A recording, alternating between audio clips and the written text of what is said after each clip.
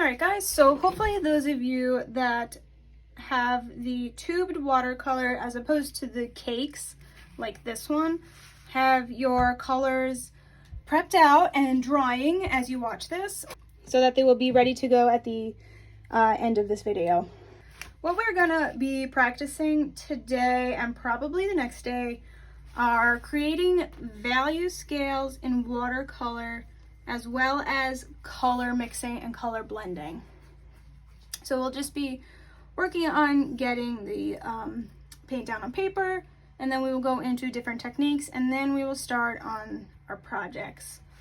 So when creating value with watercolor, it's a little different than using any other paint. With other paints, you are creating tints and shades from your original hue. So the hue is the true color, the tint and the shade are what you create by adding either white for a tint, so you're getting the lighter version, or adding black for a shade and getting a darker version. It's different with watercolor, so while you can do this, a different way to achieve our values is simply for tints, we are using more water with our color, and shades would be more pigment or less water. So I'll say less water as well.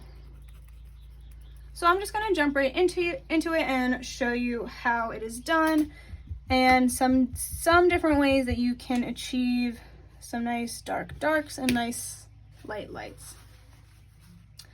So I will be asking you to be creating value scales for each of the 3 primaries and each of the 3 secondaries. So we should know that that is red, blue, and yellow, as well as green, purple, and orange. So I'm just going to start with red. You guys can do this in whatever order you want. I'm going to start with my darkest dark, and you might want to plan ahead because you're using a much smaller piece of paper than I am. So you will be using your smaller paper. So I'm going to try to actually condense this into that. So pretend this is your paper, we're not using the 9x12 yet. So I'm starting with my dark darks by just wetting my brush a little and wetting the cake just a smidge. I could probably actually have even less water than this, but it's still okay. So very little amount of water, and you can see I'm getting this nice dark opaque red. And all I want to do to start dragging out and getting lighter reds is adding water to my brush, which is also simultaneously washing the pigment off of my brush. So I'm not sure if you can see the water in my video. All I'm doing is going back and getting more water. And if we do this carefully enough, the gradation from dark to light should be completely seamless. We shouldn't be seeing any harsh or blunt lines. Now you might want that later on. I honestly think that that is a nice feature of watercolor, are those harsh outlines, but for the sake of these color gradations, we're just going to try to make it as seamless as possible. So you can use white if you want for the very last bit of your color scale, but if you also just want to blend it into, you know, the white of the paper, that's fine too. I'm not going to ask you to color your whites of your painting in with the white watercolor. All right. Watercolor does take a bit to dry, and if you notice, I'm not creating huge puddles. Your watercolor paper that you have isn't super thick, so too much water will make it bleed through. So if you notice, even when I did have a good amount of water, I was constantly moving it so it didn't have time to sit and soak into the paper. All right, I'm gonna move into my next color because I'm gonna wait for this dark area to dry. So the reason I'm doing that is, and I will be repeating this throughout your projects, a really important aspect to painting, or just to, to watercolor and painting in general, I'm going to try to make this sized more like you guys will be doing, is you really want to constantly be layering your paint. Great paintings are not done in one fell swoop. They are done usually with an underpainting and then by developing layers. So you'll be hearing me say these rules often.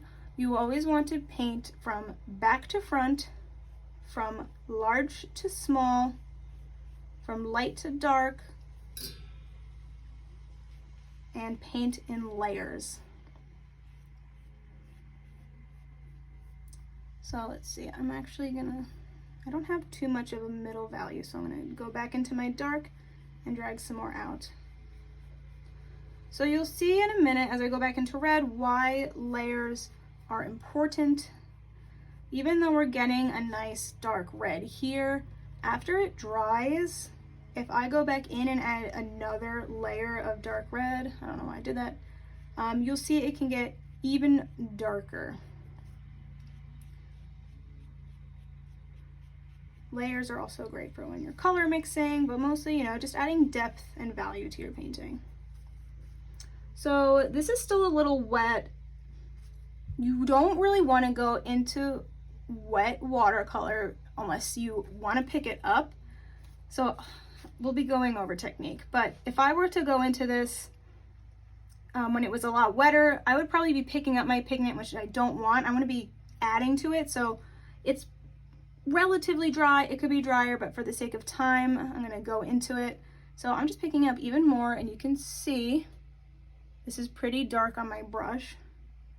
Going over it adds even more dark layer.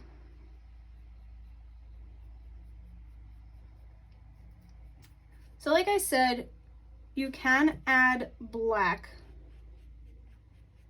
to your dark darks to create, you know, a really dark shade.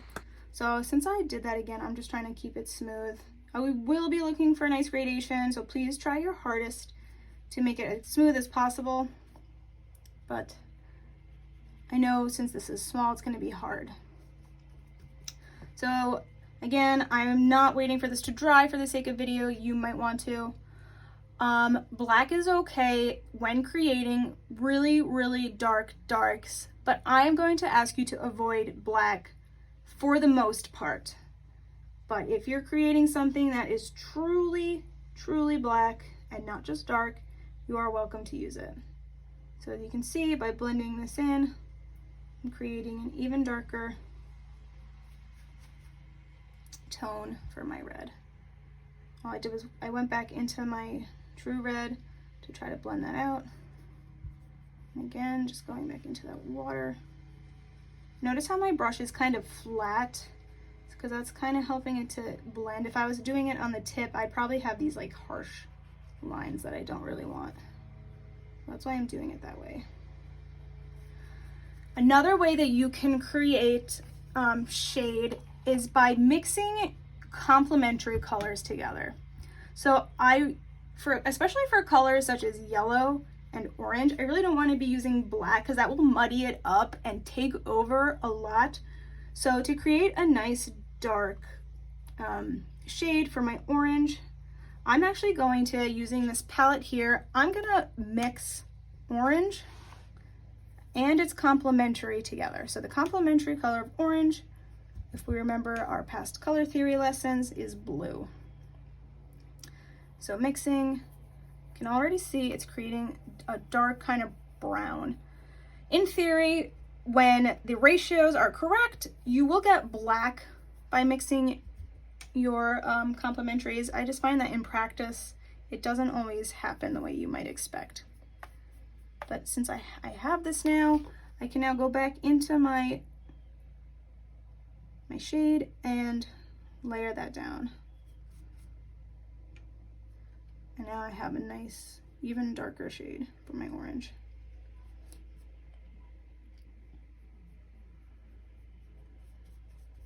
Okay.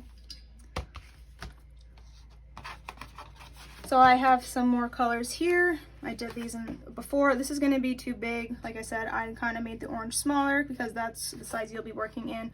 So the last color I need to do is blue. So I will just do that and I will speed it up a little bit because I'm sure we're getting the hang of this.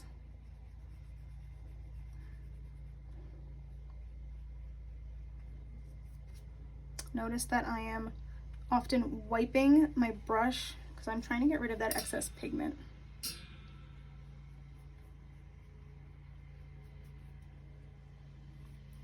Just dipping it in water might not get rid of it.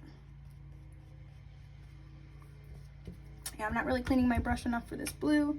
Could be a lot lighter over here. There you go. Mixing more water and it's making it lighter. Let me go back in. Again, see that layer? It's making it darker. Okay.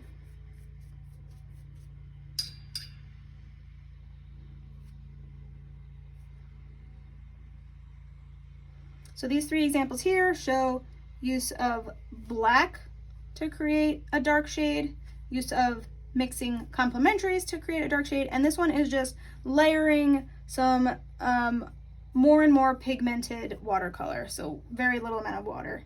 It's actually pretty dark, so I'm kind of happy with that.